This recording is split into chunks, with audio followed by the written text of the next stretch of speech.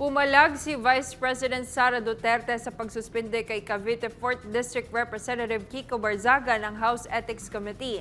Anya, hindi ito ang unang pagkakataon na ginawa ito ng pamahalaan laban sa mga kritiko. Kabilang ang nasaksihan na pagdukot sa kanyang ama na si dating Pangulong Rodrigo Duterte na matinding kritiko ng Administrasyong Marcos. Si Jason Rubrico magbabalita.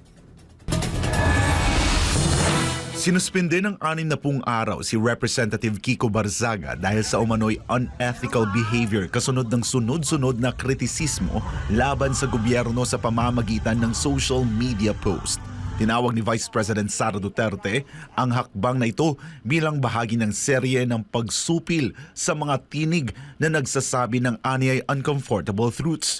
Ayon kay Duterte, hindi ito ang unang pagkakataon na naparusahan ang mga kritiko ng pamahalaan. Aniya, sa loob lamang ng wala pang isang taon, nasaksihan ng bansa ang pagdukot sa isang dating pangulo at ang pagsasampa ng kasong inciting to sedition laban sa ilang individual, kabilang siya dahil sa kanilang pagtutol sa mga nasa kapangyarihan. Giit ni Duterte, sa isang bansang ipinagmamalaki ang demokrasya, hindi dapat ituring na banta ang pagtutol. Dagdag pa ng pangalawang pangulo, ang karapatan sa malayang pamamahayag ay hindi pribilehiyo ng nakatataas kundi batayang karapatan na ginagarantiya at pinoprotektahan ng konstitusyon. Aniya, karapatan ito ng bawat Pilipino, lalo na ng mga lingkod bayan na may tungkuling magsiwalat ng katotohanan.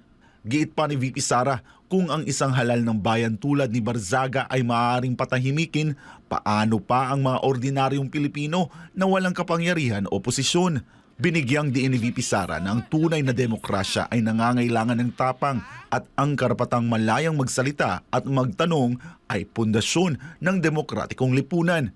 Aniya, ang malayang pamamahayag at pagtutol ay hindi dapat ituring na banta o dahilan ng pananakot. Sa huli, iginiit nito na nakikiisa siya sa bawat Pilipino na hindi natitinag at patuloy na tumatayo sa harap ng pananakot. Para sa Diyos at sa Pilipinas kong mahal, ako si Jason Rubrico, SM9 News.